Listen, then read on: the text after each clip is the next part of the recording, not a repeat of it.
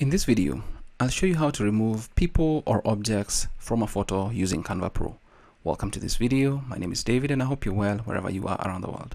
Now, I'm inside Canva, but let's go to Pexels to get some free stock photos that we can use. And because Canva and Pexels are more or less in a partnership, I do believe Canva purchased Pexels, then you can kind of manipulate Pexels photos in Canva. So I'll search for people.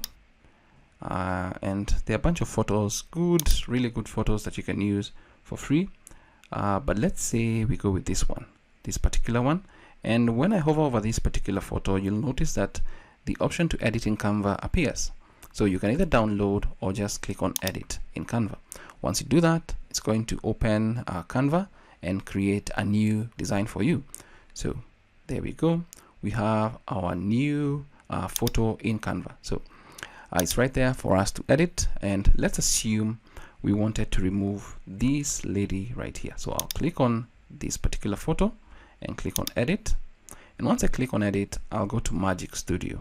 From Magic Studio, I'll scroll to the right a little bit and look for Magic Grab. Click on it, and once I click on it, it's going to select the objects to grab. So you can either brush, click the foreground, or anything that you want. So let's say I'll click on this lady right here, and once I click on her, let's say I want to remove her, I can just click on delete.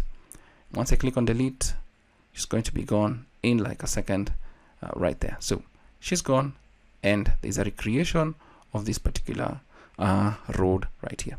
Let's say we want the traffic signs to be gone. I can click on that as well and then click on delete.